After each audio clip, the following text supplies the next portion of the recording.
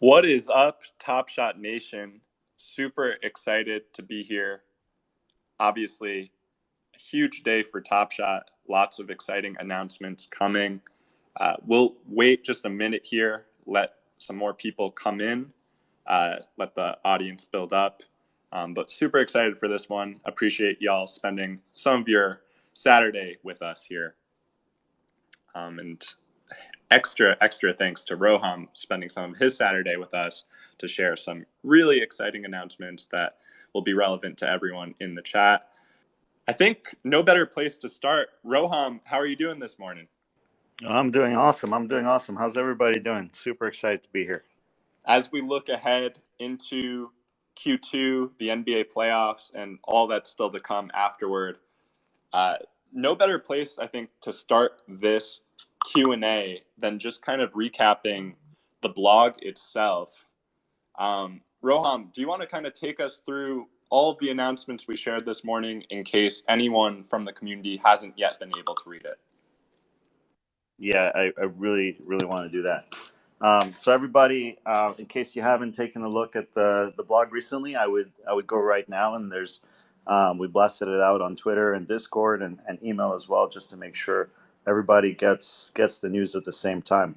But I want to walk through it, and I think you'll hear that I'm particularly excited about a lot of these things. We've been working with the team for quite some time on some of them, and just really excited to hear what your reaction is, and I'll be opening it up to open Q&A as well. So get ready with your questions. Tweet them at Jacob, and we'll be inviting some other folks on stage today, and let's have a good conversation about this stuff. So jumping into the blog, if you've got it open in front of you, if you don't, no problem. I'll hit the high points, but we'll jump into the details in the Q&A. So number one, scarcity is really critical for any NFT economy, especially Top Shot. We've already got certain parts of the Top Shot economy that are incredibly scarce, in particular legendary moments, legendary challenge rewards in certain cases, many Top Shot debuts. And if you think about any of these moments in the sort of arc of history, they're already incredibly rare. But we're going to kind of adopt a new mantra going forward. Instead of thinking, commons are meant to be common, I think the reality is we have to adjust to we have to be build for the community we have today, give a fun experience to people who are collecting today. And what that will mean is that these will be incredibly scarce assets in the long run. And so what we're going to do is every existing 60,000 moment, common moment, is going to be limited edition now. No more of those plays will be coming. Every common play for the remainder of this season will be limited to either 30,000 or 9,999. We've got a few exciting plays coming at that tier. And then the rookies who are part of the Rising Stars roster will be limited to just one base set moment. So that'll be their Top Shot debut.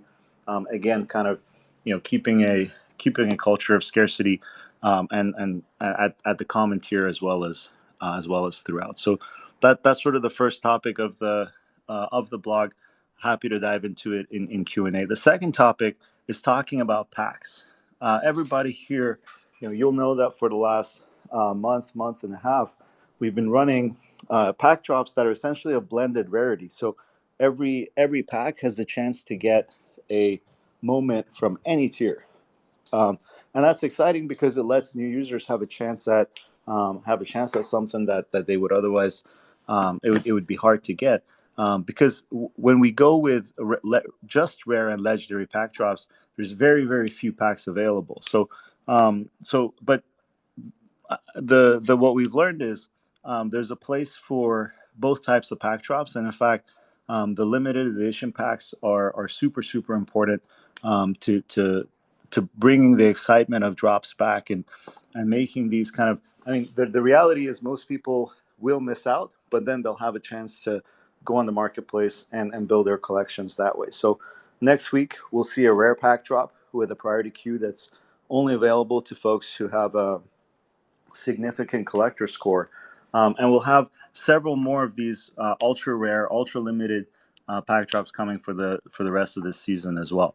And the important thing to note about Collector Score is we're going to evolve it, make sure that it takes into account marketplace spend on the moments you have in your collection as a very, very critical factor. Because if you think about it, the the you should be able to collect anything you want on Top Shot, and you should get more collector score points if you go for the ultra rare, ultra limited moments that are maybe more expensive on the marketplace as well.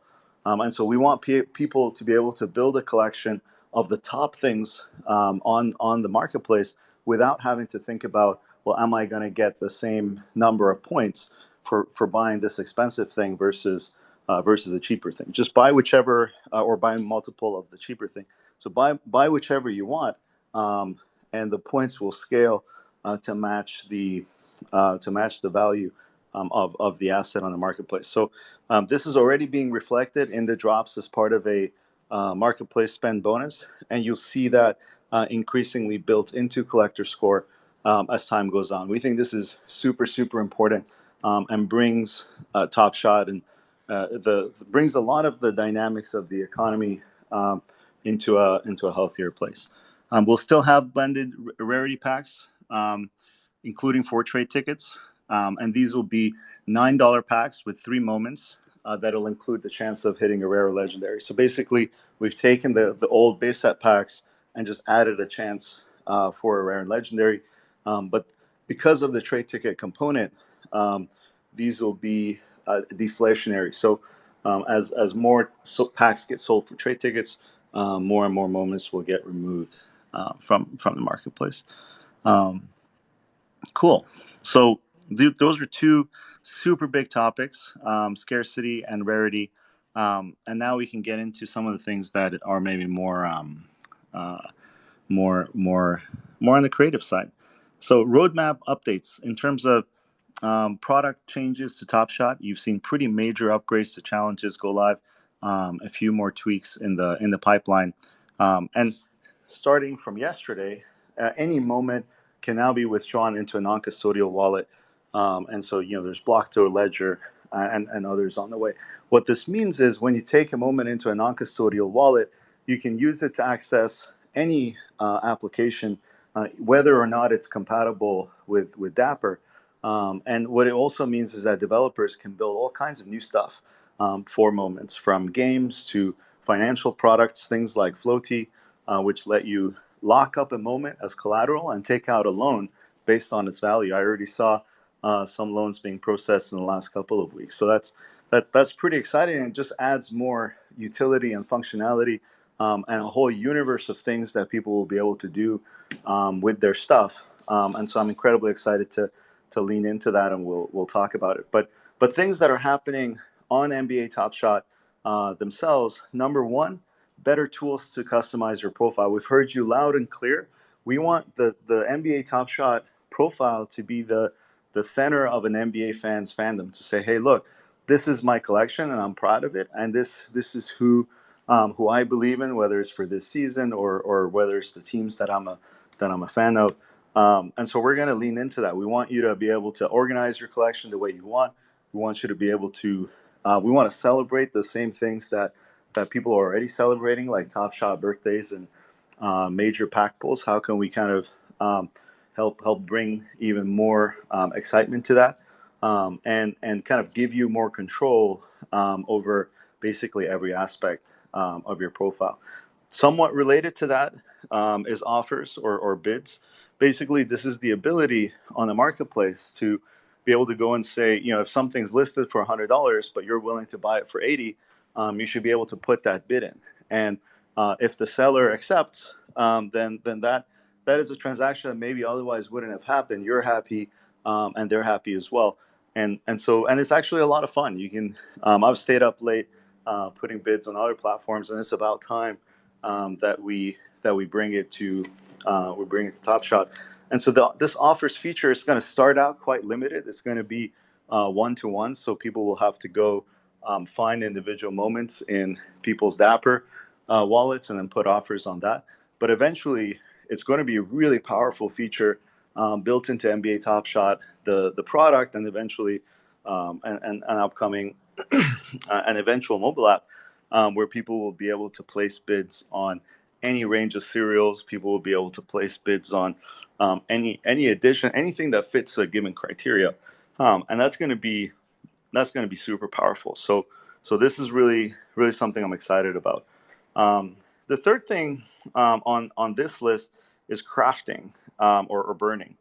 The or you can think about it also as stacking. And don't quote us on the name, but this is going to be new kinds of features within Top Shot that are controlled by the fan that let you take things in your collection and essentially upgrade them. And so in a way that either locks or permanently destroys, basically removes from circulation the underlying moment. So these are ideas that we've been working on since the beginning of Top Shot, but because they involve permanently removing things from the economy, it's been something that we wanted to be careful about. So super excited to roll out the first set of challenges soon. But this is something that's going to also get enhanced and built on over time.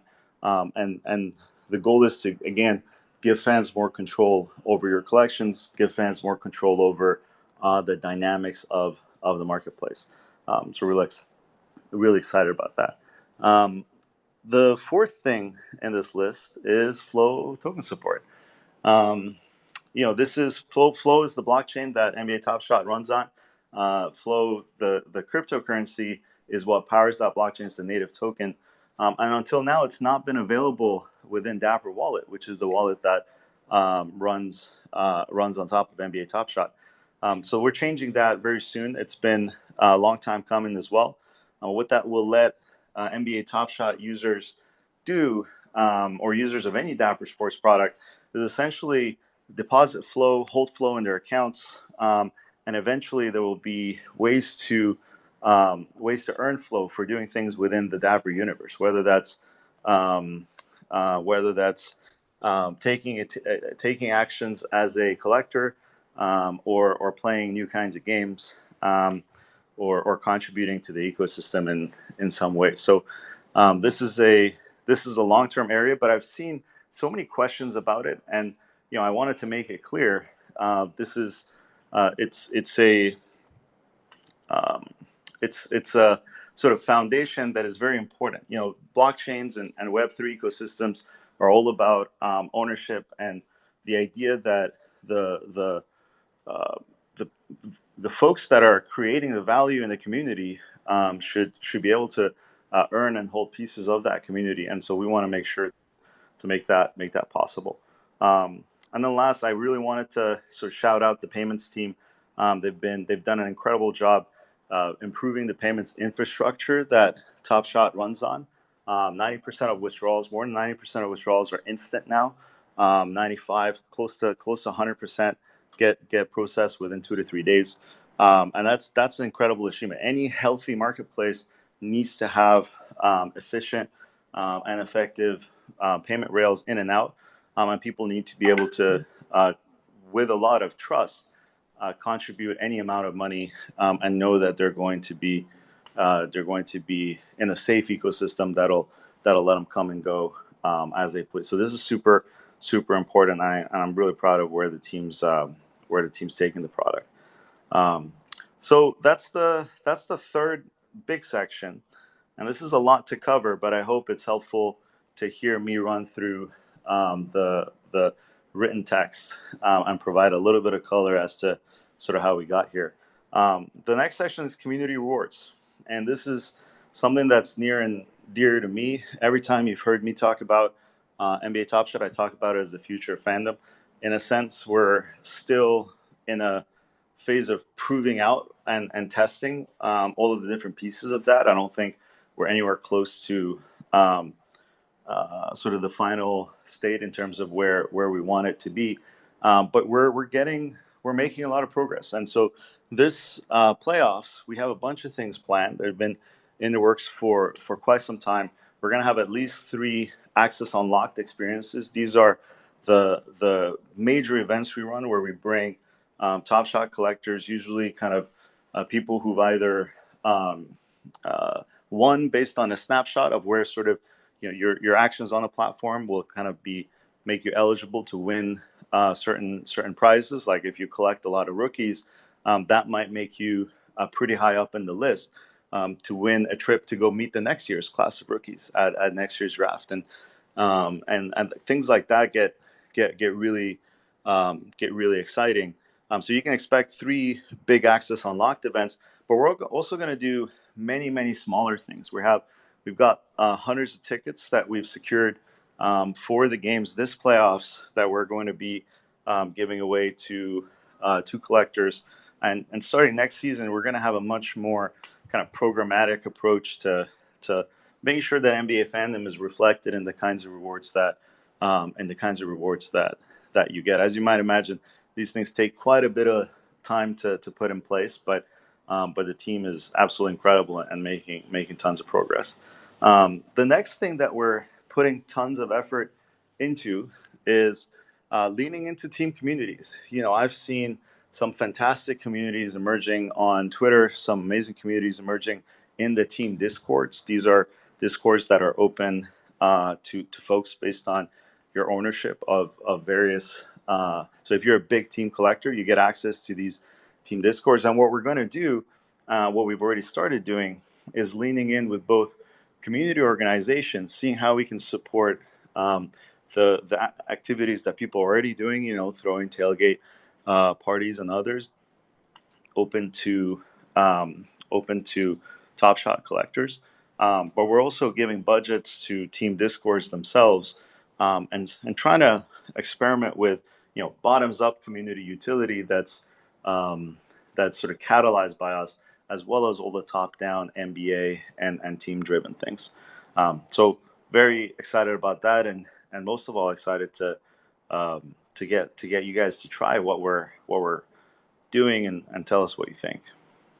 Fourth thing, for all of our international fans, I 100% recognize that most of the things we're talking about are around local NBA fandom, and Access Unlocked. We've brought several folks from outside the U.S. to experience games live, but we really want to do something for people that can't make it, or our fans that are not in their home city either.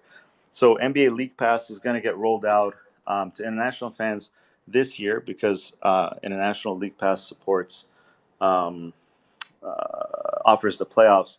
But starting next year, League Pass is going to be a component of NBA rewards as well. So you can essentially, not everybody will want the same rewards, and so soon you'll have the ability to essentially get get access to rewards based on held marketplace spend, and then be able to decide what you would like access to. So some people might prefer digital rewards, some people might prefer tickets, some people might prefer merchandise, and others things like League Pass and others. So very excited about that, and that's sort of what spend-based rewards. That's partially what spend-based rewards is referring to, as well as that kind of overall concept of we want to let the marketplace decide what moments should be valuable, and any rewards we provide should be based on spend, which is kind of agnostic to the specific kinds of moments. So that lets the economy kind of do its thing, and lets each individual make their own choices. That's super important to us. Next couple of things are in-person events. I think it's really important to get people together. The community has grown, and lots of new faces, and so we did something small. Well, it was thousands of people around in New York last year, but this year we want to think about creating an annual event that is something that can be completely for the people, for the community. And so, as many things as possible would be driven just by trade tickets, and you could come and get access to special events and merchandise only available at that time.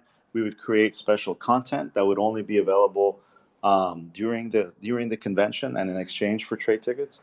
And of course, the thing leaning into all of the digital benefits that, for example, Cool Cats collectors have the Nine Lives Lounge. Well, let's have a Nine Lives Lounge in the real world, and let's bring together collectors of all kinds and create our own. Whether you think of it as a and it's both about NBA as well as the economic act of what we're doing here. So, we'll have trading, we'll have all kinds of um, different activities that should sort of supercharge the community and be the kind of thing you can bring friends and family to. And we'll be going to other conventions and whatnot as well. We'd love to take folks on the road with us. Top Shot is a very diverse ecosystem. We've got trading card collectors, we've got gamers, we've got everybody's united by NBA fandom, but there's folks that have come from the NFT community, folks that are financial traders, folks that love DFS, and so how can we reach these different communities and then bring our fans with us and sort of be as grassroots and community driven as possible. So I'll see you on the road on a bunch of these different events as well, and I think you'll see we're going to take a very different approach uh, to how we grow in this index next year.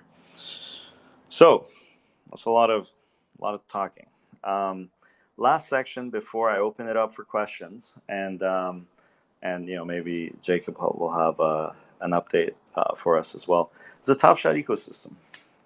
Top Shot ecosystem basically means the ecosystem of developers, creators, just anybody building on top of NBA Top Shot, whether they're a content creator like the First Mint, whether they're an analytics or power user product like Live Token or Evaluate.market, whether they're a financial product like Floaty.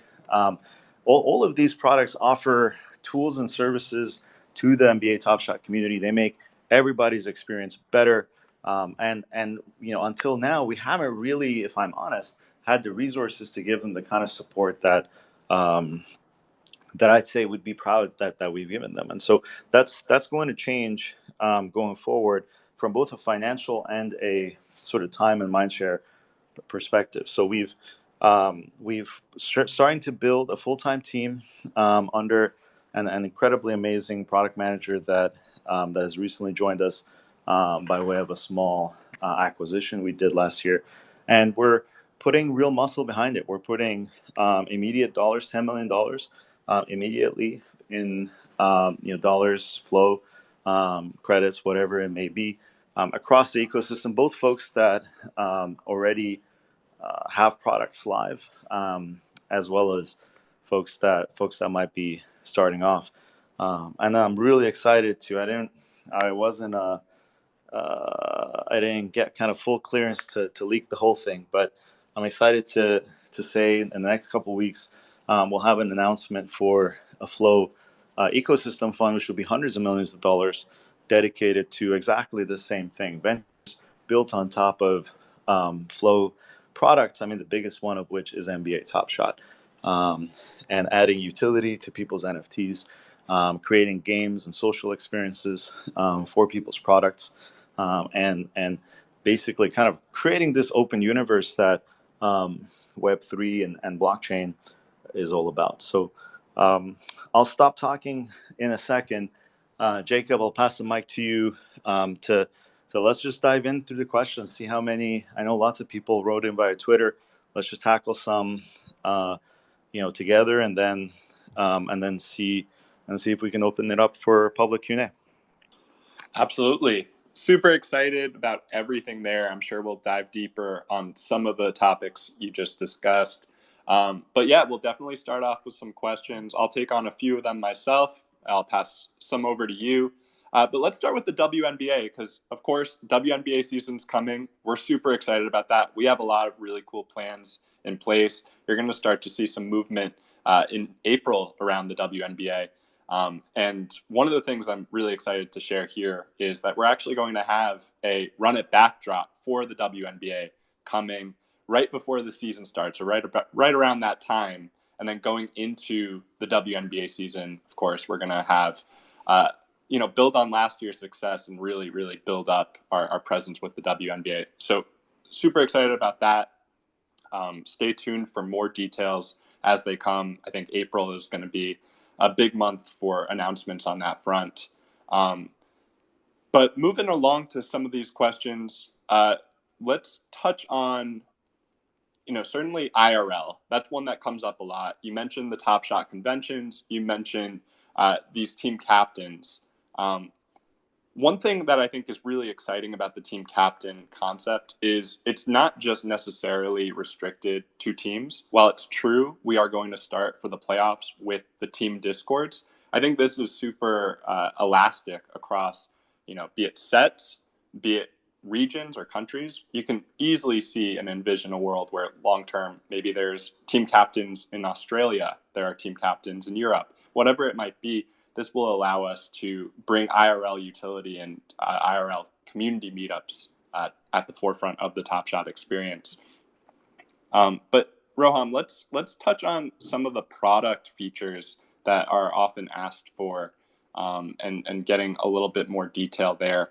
Now, of course, we both read a blog earlier in the week around staking. Now, my understanding is we don't have any kind of timeline for it, but we generally are in favor of the idea of creating a mechanism for staking to earn rewards through Top Shot. Is that correct?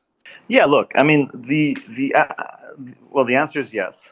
I think at the end of the day, any product feature that we build is going to be thought through in the perspective first of an NBA fan. And so, I mean, I think the blog you're referring to refer to it as benching, but the concept generally of saying, hey, I'm locking these items up and I'm making a commitment that I want to keep them together. Absolutely. And I think first we're going to be playing around with permanent removal, right? The idea of crafting, or stacking a bunch of moments together to create something new. But the idea of locking up a full set, or locking up particular your own particular set, and for a period of time, or permanently, absolutely, and that being able to give different kinds of benefits, whether of all kinds, absolutely. And I think things like this we have to think about carefully, but it's already uh, in the design phase. That's super awesome. Another often requested product feature that I know that you and I are both extremely excited about, and has come up a bunch recently, is a pack marketplace. The latest there I've heard from our product team is on track for end of 2022. What do you think a pack marketplace will do for the Top Shot experience overall? I think a pack marketplace is going to be. I think all of these things. I mean, people ask, "Hey, why aren't you out of beta?" All of these things are part of just the basic product experience being complete, and it's taking a long time to build them because it's really. I mean, as you know, the first time someone's built these kinds of things in Web3 at this scale, with this many transactions and users at the same time. So, obviously safety is sort of the most important thing. So I think a PAX marketplace is going to complete the user experience because anyone coming at any time can have access to a pack. Just has to pay, just like sneakers on StockX. They may have to pay over the market price in order to get access to that experience, and it'll let packs remain very scarce because that kind of pack opening experience will be available to someone at a price, and that price might change, but that'll mean that we don't have to constantly create new packs to give to new users. So I think in all ways it completes the new user experience. I think it creates something incredibly fun, which is the idea that you can go and relive pack openings from prior seasons, and the equivalent of kind of buying a pack of cards that came in from years past. And it's only a very small percentage of packs that have been kept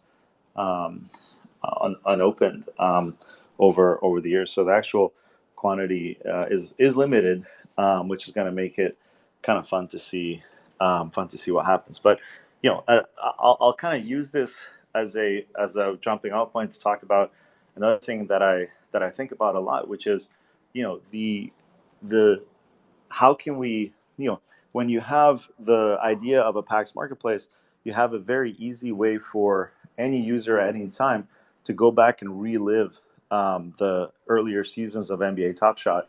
And then obviously from there, they can go to the marketplace and, without any risk, complete their collections and sort of make the right decision. So PAX are just such a easy, great experience to get into that I'm excited to make them more widely available. But as you alluded to, end of 2022, we've got a lot of work before that. I really need to get the offers side of the marketplace up and running. We really need to get a couple of these other major tentpoles in place first. 100%. And on the note of making packs more accessible, now we talked about the $9 kind of V2 of what were base set packs, right? Now you have the chance of pulling a rare or a legendary moment from that pack for $9. So that's super exciting. One other thing we're doing to make pack drops as a whole more accessible to our international community. Between now and the end of the series, we're going to have one drop specifically accommodated to a region overseas that we're going to be curating a set for. So super excited about that. But we're also looking at Saturday as a potential drop date for an upcoming drop, knowing that during the week, many of our community members are working. We'll see what the Saturday drop looks like. No timeline on when specifically that Saturday drop will happen, but super excited to see how that impacts just our community's ability to turn out for the drop and be able to participate and join in on the fun. On the PAX note, another update that we didn't mention in the blog, but I'm personally super excited about is this concept of group breaks. If you were early to the Top Shot community in 2020, you probably remember Steady and his group hosting group breaks on a consistent basis.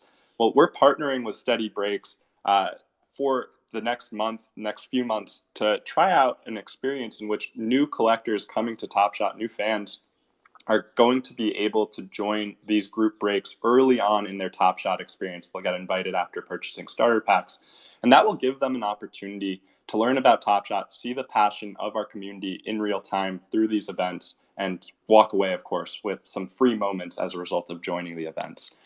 So those are some developments on the pack side that I think are relevant and exciting, and will certainly add to a richer Top Shot experience all around. But Roham, we know that Top Shot is better experienced as, with your friends and experienced together. We're looking into and actively planning to launch a referral program as soon as April. When we talk about referral programs as a whole, what excites you about that potential? Well, like you said, I mean, Top Shot is better. Top Shot is better with friends. We see a future where people are lining up together for pack drops. Just like and kind of making it an experience that can be joined together both digitally as well as physically. Maybe you have in-person trading that the mobile app can support. But well before we get to any of those things, how can we reward people for bringing their friends? How can we reward community organizations for hosting events that then trigger net new users? We've seen time and time again that when you have someone walk you through the setup of Top Shot, you really understand the dynamics a lot better, a lot faster. And of course, we're sort of working to improve the product every day. But how can we kind of create a reward mechanism and a recognition, that sort of that our community is working hard for us, and that when they bring new folks to the platform, they should be rewarded when those folks spend. So I'm excited to kind of publish more details about that, because I think the details are important. But you should consider that kind of a first step. And some of you might have heard on Twitter about the VIP referral program, and all of these things are also going to be made consistent and sort of cohesive going forward. So we're on top of all of it. Now, you mentioned, uh, of course, this opportunity to redeem rewards directly through a storefront on NBA Top Shot. You mentioned League Pass as a potential reward. You mentioned merch as a potential reward. My understanding from the team is that that is going to be coming during the NBA playoffs. And as a V1, it's only going to grow from there. So working with the NBA collaboratively to figure out great ways to reward our collectors around spend, right? So the more great moments they collect, the more opportunities they'll be able to have to redeem what we've kind of been internally talking about as the airline loyalty program of the NBA. You know, redeeming things that are super meaningful. And I think as a V2 or a V3, you can easily envision a world where the things you're redeeming are unlocked based on how you collect.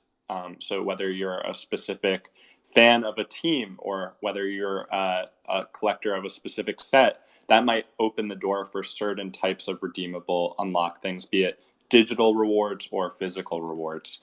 So super excited about that. Now, Roham, one thing that we've made a lot of progress on in the last few months is kind of stepping up our QA efforts. Of course, we're not there fully, but excited to share today with the community that we're having our product team and our product design team actually build multiple test accounts. More details on this will come next week.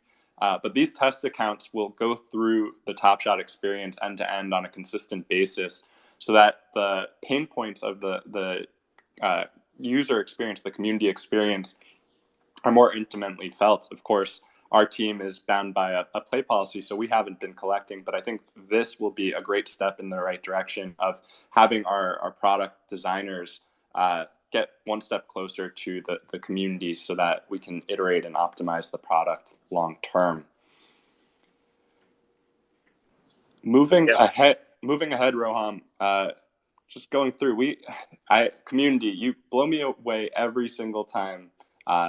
I put out a tweet last week. We had over 500 replies. So we went through those. We went through the survey that our colleague Luke Aldumbo put out on the Discord and Twitter. So obviously, tremendous feedback all around. Roham, let's shift gears a little bit. One often asked question is around the mobile game, of course. Now, the mobile game has gone through a lot of different iterations, but I think it's in our best interest to share kind of the latest there and kind of where we're looking toward the future. Yeah, I was going to bring that up. I mean, look, for those of you that you might not be aware, we've always been working on different gameplay ideas and in particular kind of mobile gameplay options on top of the NBA Top Shot NFTs. Like we think of NBA Top Shot as the NFT in the middle, and then all of the different things you can do with it, whether on the current product or in future products as sort of and things built by us or things built by the community as sort of the ecosystem that surrounds these things. And so we've been working on a mobile game since almost the very beginning. You know, games are very hard. It takes a lot of time to develop, a lot of time to test. And from our perspective, Top Shot as it lives today is too important to mess up by a game that's not absolutely exceptional. And so, you know, some of you might know we went into testing with our first version of the game.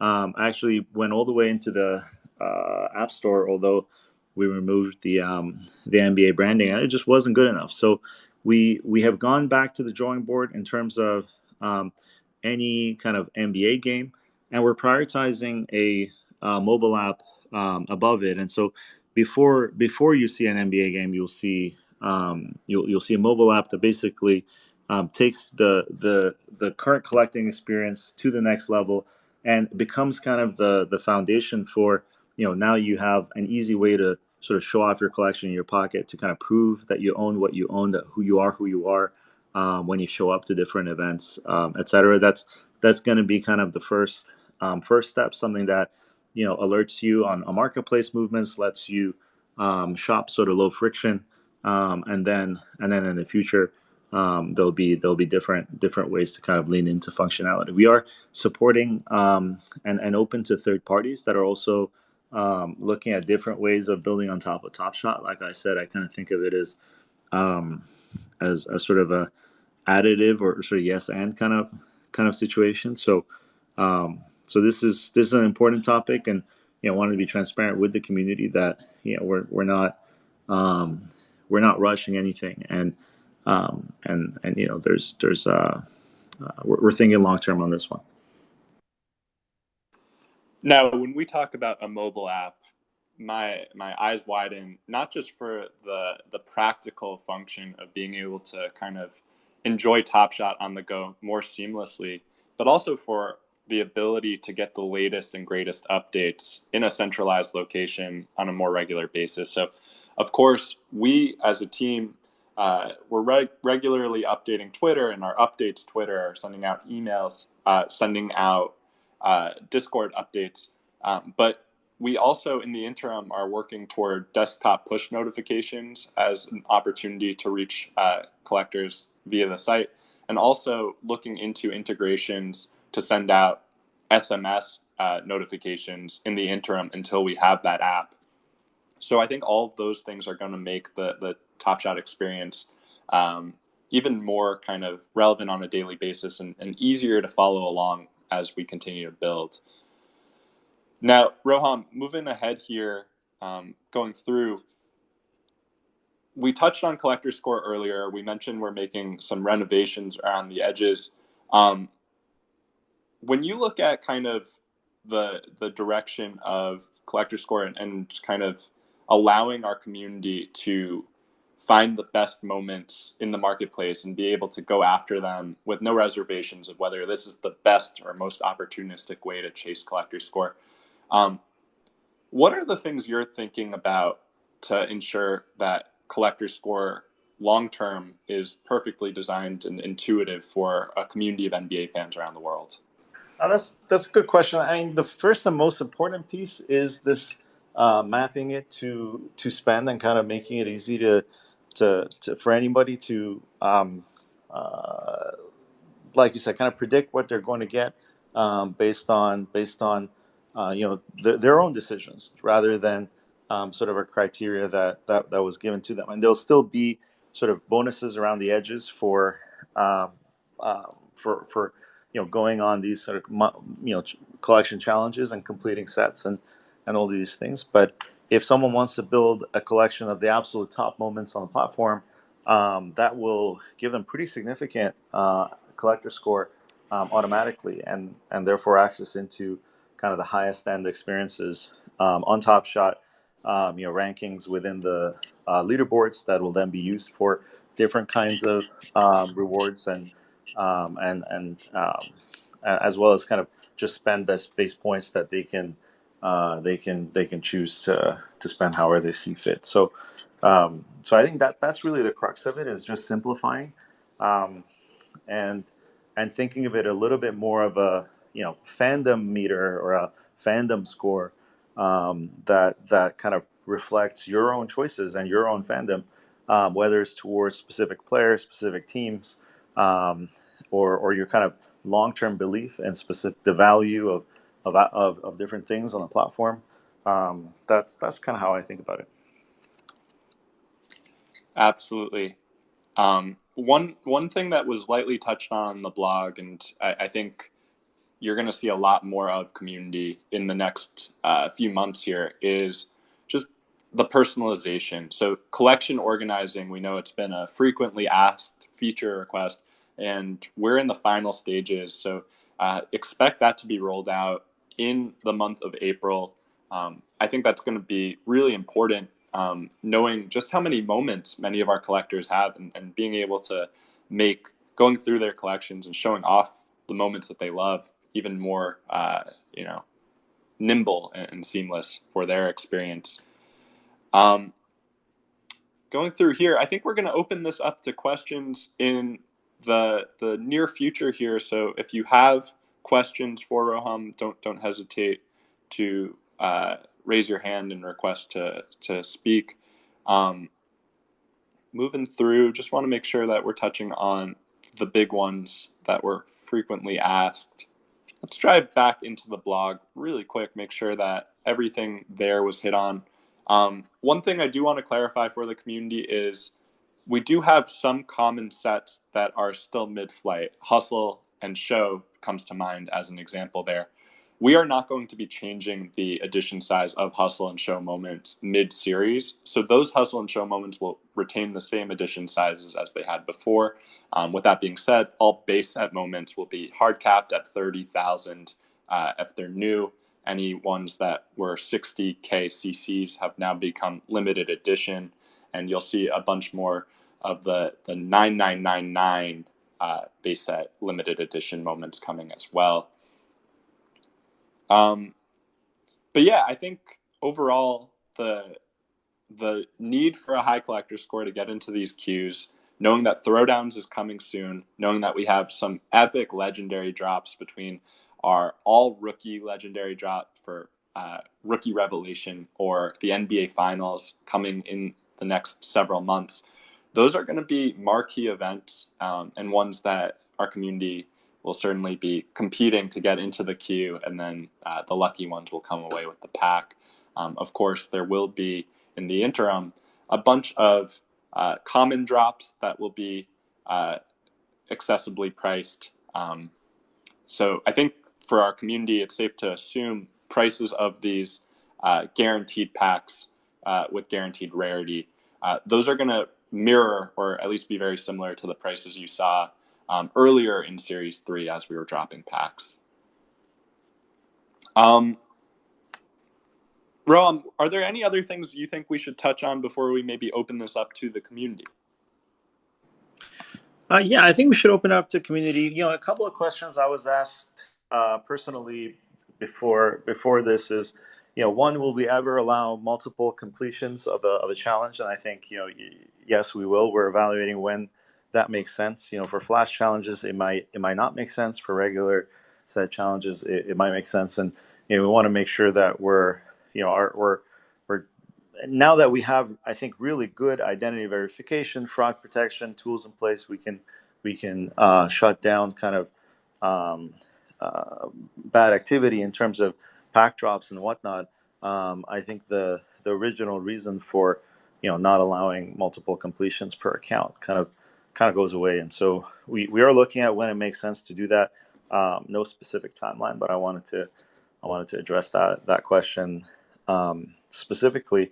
And another question I was asked specifically is bots. And bots on the marketplace, in particular, are a big area of focus. I mean, the fraud tools, the anti-fraud team is getting better and better at catching them, and every community report is tracked down. And there's many times it's kind of legitimate use where people are just using alert tools and then going and completing the transaction. Sometimes it ends up being that we kind of catch and shut down entire accounts. But this is absolutely an area that the team is investing into more and more. And at the end of the day, whenever every account on Top Shot ends up having their identity verified, and every dollar before it leaves the system, fraudulent actors will not be allowed to take any dollars out of the system. So there's a lot of protection mechanisms there, but we're getting better and better over time. Awesome. Yeah, I can't wait. There's so much on the horizon here. I think that the playoffs are going to be an extremely exciting time, and obviously a lot of action on the court will correspond to a lot of action in our product, a lot of features coming very soon. But yeah, we would love to open this up to the community. If you'd like to speak, we'd love to potentially call on certain collectors and give them the chance to ask questions.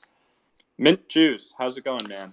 What is up, Top Shot Nation? Jacob, man, so cool to be on with you guys, and you too, Roham. I definitely have a ton of questions, but I'll try and keep it short for you guys today. Thanks for having me on. Thanks for taking some time out of your Saturday to join us. Excited to hear your thoughts. Yeah. Well, first, I guess it's a question. I'm super stoked to read in the blog and hear you guys emphasize team set communities and Top Shot providing utility there coming up in the playoffs is just super cool. Very stoked about that. So, in reference to that, I am curious, um, as someone who is a leader of the Hustle and Show set community, what are some of the barriers around experimenting with Top Shot utility with specific sets? And how could the passionate and innovative set communities like around throwdowns and seeing stars and hustle and show help overcome some of those challenges? Yeah, that's a great question. And of course, when we talk about the playoff campaign with team captains in the team sets, we look at that as very much a V1, and we're anticipating a lot of excitement and success out of that, and then we can kind of expand it to specific sets. Like yours, the Hustle and Showroom's been an incredible, incredible, vibrant community since day one, and that's a testament to the hard work you put into it. But I think this kind of goes in a couple of different ways. As we mentioned earlier, Top Shot is better experienced with friends.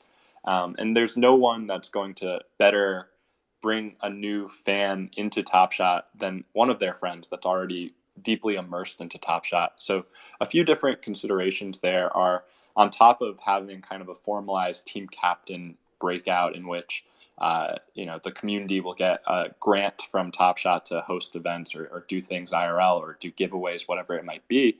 I think there's also an opportunity for a little bit of friendly competition amongst these groups, in which maybe Hustle and Showroom will get a link, and everyone in the community, that sub community, will be incentivized to share that link out, because every new fan that they bring in will be attributed to the group, which will help the group then receive more and more kind of support from Top Shot long term. So those things are really exciting. But I think the fact that you have been really a proof of concept here, Mint Juice, with the Hustle and Showroom, the community is utility in Top Shot, and we've heard the feedback loud and clear that IRL is going to be a big part of what we build for our community long term. But of course, also kind of stacking wins in the metaverse, creating more opportunities for our fans to connect. So all in all, very excited and great question.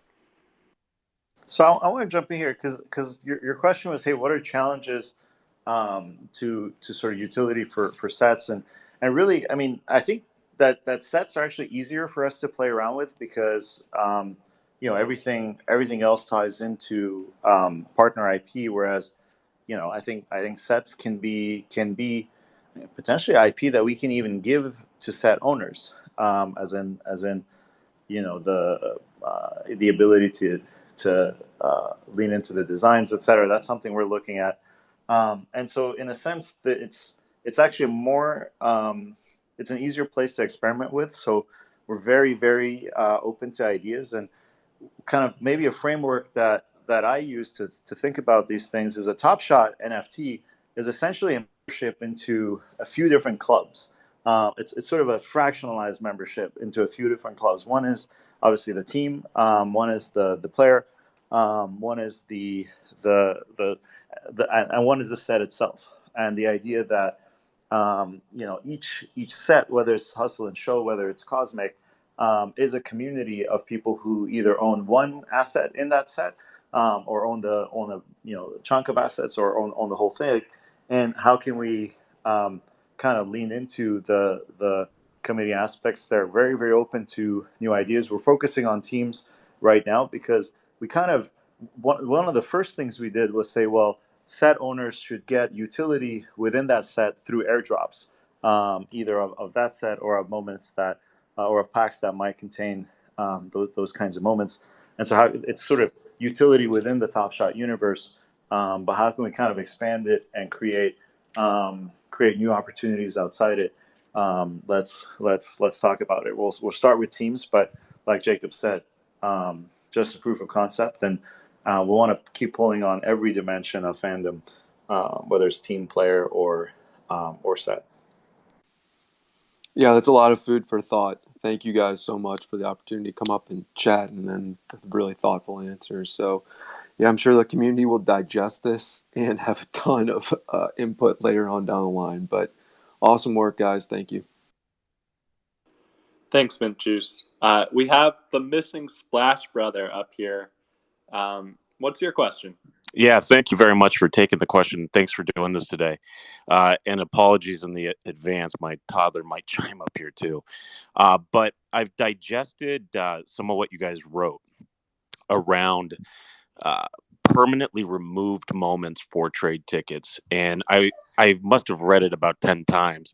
And just trying to figure out the difference between that and burned. And can you tell a little bit more about what the strategy is there with the locker packs and what may happen with those moments in the long term? Yeah, I can chime in here. I mean, look, the difference is when a specific NFT is burned, that specific NFT is permanently destroyed, and including sort of on the blockchain. The locker room, on the other hand, is almost like a sort of black hole that sucks up moments and can never. You can never take more moments out than you put in, so you'll always have to put more in than you take out. And so it's a probabilistic sync. You can think about it rather than a deterministic sync. As if you put something in the locker room, that specific thing may come out in the future, but in order for it to come out, multiple more things will have to go in. Does that make sense? And so the to me it's incredibly powerful because it serves as the center of gravity where, let's say, 10 years down the line, today people don't want 60K Bruce Browns. 10 years down the line, people may want season 3 moments because they're much rarer, the moments of that time, and so they'll give two season 10 moments, season 20 moments in exchange for one season 3 moment, and that'll serve as a kind of permanent uh, sink on the economy that keeps growing and growing, year after year, decade after decade. Whereas burning is sort of a one-time thing that removes one specific NFT from the system. It's all kind of very. Hello.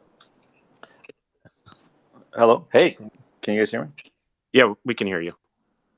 Okay, so I was saying it's all very kind of technical things that the user doesn't. Most fans don't need to think about, but they should see locker room as a sort of as a at this point it's got millions of moments in it, 2 million plus that can never come out again, and so over the years it's going to be tens of millions, hundreds of millions of moments that are permanently locked out of circulation, in this sort of like attic kind of environment, or sort of black hole, whereas burning can be individual moments, and a user can choose, hey, I want to turn these 8 in and destroy them, and turn them into this one special one, or into this special reward, et cetera, et cetera. Does that make a little more sense? Yeah, it does make a little sense, but at some point in time, do you think Top Shot looks at kind of some of those moments that have been pulled out of circulation, and then maybe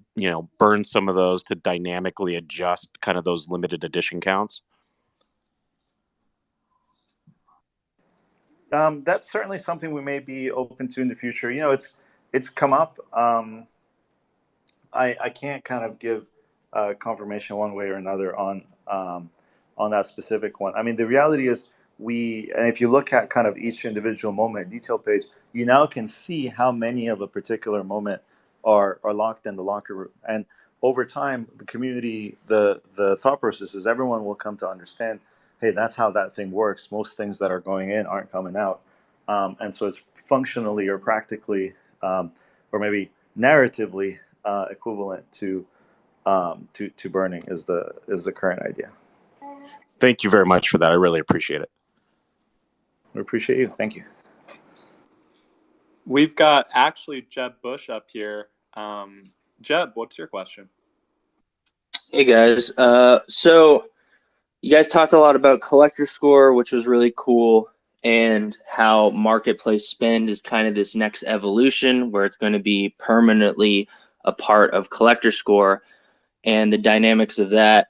I was wondering if you could comment on the time limit, if that will ever be like if a moment is held for a certain amount of time, will the collector score increase on that? I know you guys recently on the UI side of things pushed out the dates of how long you've held a collection, the when it was completed. So maybe that plays a part into it. And then will that also, big picture, when staking is introduced, will those dates be retroactively looked at? I can jump here. Yeah, I can't say exactly how time is going to factor in, but time will factor in. And in terms of when staking is introduced, although I really wouldn't think about it as staking, but kind of let's say locking it is introduced. Will we look at held? I think there will be other mechanisms to sort of um, then kind of tying it into the specific mechanisms that'll be implemented in the future. But short version is yes. Things that actions you take today um, will.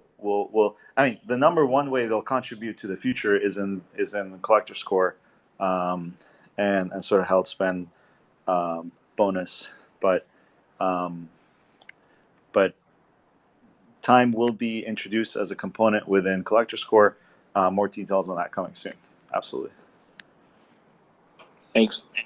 And Jeb, I think just to jump in, I think the community as a whole will see a lot of kind of communications and updates around kind of how exactly the collector score revamp will look. But it's important for us to be able to come out with that while still acknowledging and respecting the collectors that have chased collector score through various different collecting habits to date. So stay tuned for all of that, but coming relatively soon.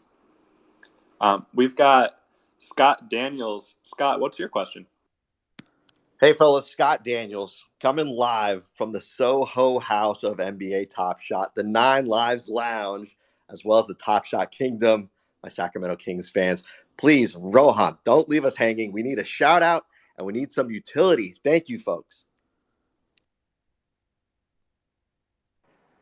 Yeah, absolutely. I mean, that was the first. It's the only, I think, said shout out I made in the Top Shot convention.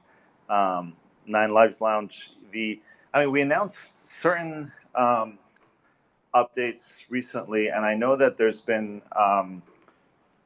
there's proposals floating around. Jacob, I'm not 100% sure what we've gone live with, but it's very important to as we've said, Nine Lives Lounge is the first membership club that we've created in Top Shot. To join, you need to own all 30 Cool Cats moments from the marketplace, and kind of putting it as a flagship, and even eventually, you'll have the ability to buy all 30 moments at once. Is going to be super important. I don't know if we've gone live with some of those updates, but if not, consider that something that should be coming soon. Yeah, just this month we rolled out our first of the community grants to the Nine Lives Lounge for their Nine Lives Lounge Council to determine how to best use those funds to build community within the group. Of course, we've seen really remarkable kind of altruism from that community to date. Just this month, a bunch of the Nine Lives Lounge collectors have been sharing everything from high-grade trading cards to high-grade moments and figuring out ways to leverage that for community good.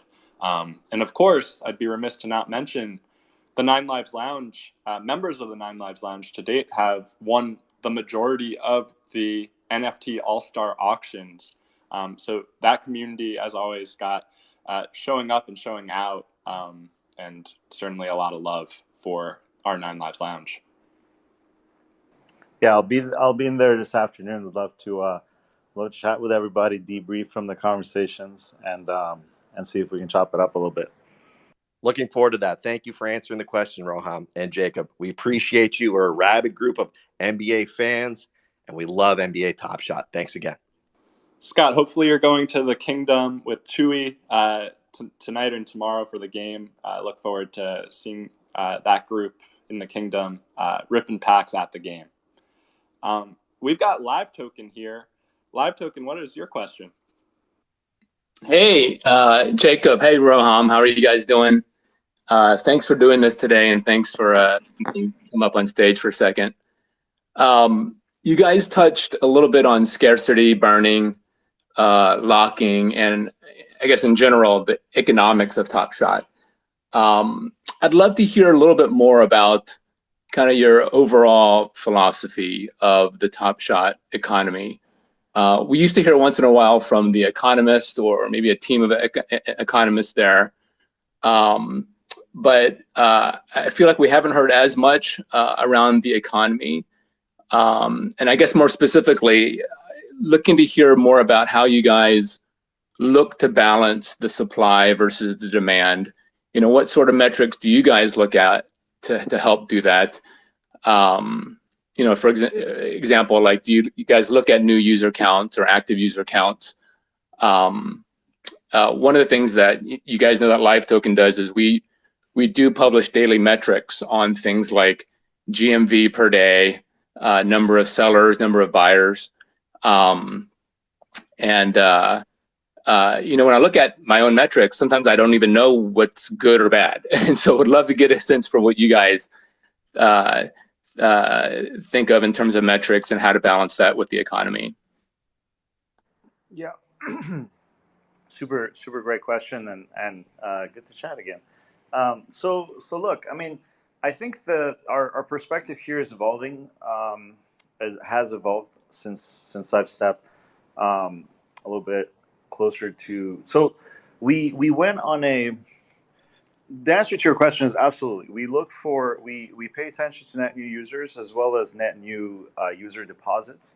It's a little bit circular, as you said, in terms of, you know, sometimes you need pack drops to create marketplace volume. You need pack drops to bring in new users, but at the same time, a mismatched quantity or sort of supply versus demand still sells out the pack drop, but tends to pull too much liquidity out of the marketplace, simply because, I mean, it's still a very small and not fully mature marketplace, in the sense that, you know, if you had millions of users and you know, large active essentially folks that had price targets for various items, then you would be able to kind of manage the ups and downs of pack drops really easily. But it's clear we're not there yet. And so the philosophy, as to answer the first part of your question, is changing from one of, hey, let's try really hard to match supply and demand,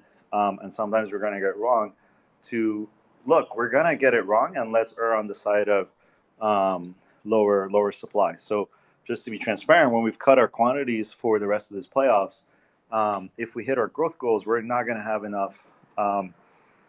Well, there's a chance that there may not be enough packs, and we may have to sort of stretch things out in different ways, and that's just something we'll have to live with. And so it is a change in philosophy, because it takes some time between deciding on the moments, you know, getting approvals on the videos, etc., kind of producing the content, and so we're always a couple of days have to lock in things before they go live. And so for that reason, it's been everyone has done the great work of planning ahead, but I think it's a slight shift of just erring on a different side of the equation. And so that's the philosophy we'll be taking going forward.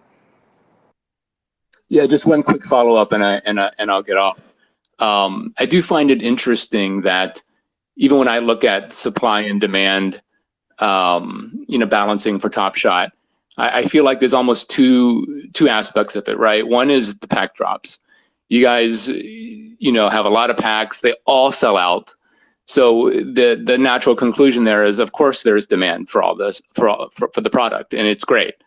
Packs, you guys can even raise prices on packs, and they still sell out. So the demand is, absolutely there.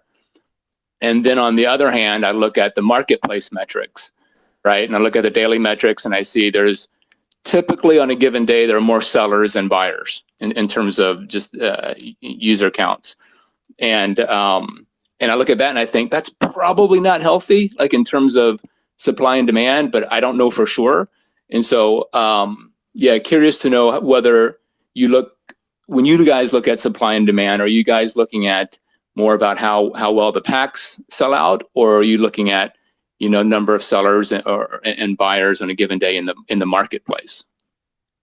Yeah, another great question. And I think it's both, because if you think about a pack purchase, it's a very low risk purchase that anybody can kind of, there's no risk in buying a pack. Whereas still, even today, with kind of the transparency on the marketplace, it's still not clear, hey, am I making the right decision? And so it's the number of people that have ever interacted on the marketplace versus the number of people that have ever bought a pack is a big difference. Way more people have bought packs than interacted in the marketplace, and that's a big opportunity. And when you look at kind of but even when you look at our biggest marketplace days, they're pack drop days, and so naturally that means there's always going to be more sellers than buyers, because also selling is a pretty passive activity. You just list moments, and they go at a certain moment. So a good chunk of the user base is sort of they collect through packs, selling duplicates, and using the funds for more packs because they don't know how to shop on the marketplace. And I use those terms kind of purposefully because it's not that hard to teach them. And so you'll see different upgrades to the marketplace experience that kind of that guide people on, hey, this is the kind of collection, what kind of collection do you want to build? Okay, this is how you do it. And I think that's gonna flip those metrics. And there's so A, I think it's supernatural, but B, I think the closing the gap and saying, well, the number of people that show up for a pack drop, let's say, and if we go back to limited edition packs and guaranteed scarcity packs, a lot of the people that show up for vast majority of people that show up for a rare or legendary drop are actually going to miss out on the drop. And so how can we then guide them to make their first purchase on a marketplace? There's a lot of people in that cohort, so I think it's a big opportunity. Hey, thanks for the thoughtful answer, and thanks for doing the AMA today. Appreciate it. Absolutely. Thanks for the question. Awesome. We'll take DG Daniel Green as our last question, and then we'll break out. As Roham mentioned, he'll be in line in Knives Lounge, and stay tuned, everyone, for plenty more updates coming for all of this stuff in the coming days, weeks, and months. But bring us home, DG. What are your questions? What is going on, Jacob and Roham? I just want to say we're streaming this live with my guys, and we're just loving everything you guys have said. The blog was tremendous, and again, want to thank both of you for taking the time out. And we hope you can do more of these things in the future, because these are great, I think, for all of us. A couple questions that I had. I mean, we love Top Shot so much, and we're always in the weeds with so much. We want to analyze, and we want to know so many details about a lot of the decisions that kind of occur. And I'm wondering if you can take us a little bit behind the scenes. I'm sure there's some things you don't want to say or can't say, but anything you could tell us about. So last month with the team sets, I mean, people were loving collecting the team sets, and you kind of dropped the Hornacek 3-pointer and the Vince Carter dunk, the legendaries, and the Utah collectors and the Raptors set collectors were maybe taken a little aback by that, and their team sets kind of got broken up, and that was a bummer for a lot of people. When a decision like that is made, kind of what's the thought process there? And then going also adding on to that, I know the first AMA that we did and Roham did a few months back, he said that teams really wanted to know who were collecting the players from their teams, and we'd have some utility with the leaderboards that we currently have on Live Token? Are there any plans in the works to get some utility there? And then the third question, I know I got a lot of questions. The last one is just your current thoughts on the marketplace, and if you think we could have a more synergistic relationship between when Top Shot is doing well, when you guys are doing well monetarily, and when the users are doing well with their accounts. And then your thoughts also when it comes to some of the stuff that we're seeing. Like, I know a lot of us see the Rising Star set and the fresh threads go for $5-6, and some of us are, we're like, oh my God, how could that be so low? But does Top Shot think that's maybe a good thing? Because they're like, wow, for new users, if you're just coming onto the platform, now you can get these sets for really cheap. So can you just take us a little bit until we can know your thinking on some of those ideas? Yeah, so I can take questions 1, 2, and maybe 4, and I'll let Roham talk about kind of the synergies. But yeah, so again, more details to come on Collector Score. I think the TLDR that I'm comfortable sharing here today is that going forward in kind of this V2 of Collector Score, we're going to separate out the historic moment from complete team sets. And there will be an additional bonus for having the complete team set with the historical, but we're not going to, right now there's a fundamental kind of content and game design asymmetry there where, not every team has played on Christmas Day, or not every team had an All-Star in the 2000 All-Star, whatever it might be. So we want to solve for both the content problem with the game design problem and not necessarily one or the other.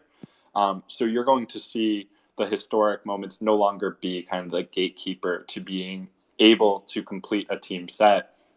With that being said, utility for these complete teams in the Discord is on the series level. So we mentioned in the blog that we're about to kick off a regularized schedule in which NBA legends, starting with Robert Horry next week, are going to jump into the gated channels, and we'll create a specific channel for anyone that completed a series for any of the teams to be able to jump in there. And maybe we'll see a world where, Lakers fans or Spurs fans or Rockets fans, for that matter, in Robert Horry's case, get priority to ask that player the questions. But over time, we're going to have a bunch of great legends jumping into the Discord. So there will be that kind of connection to NBA greats through collecting around teams.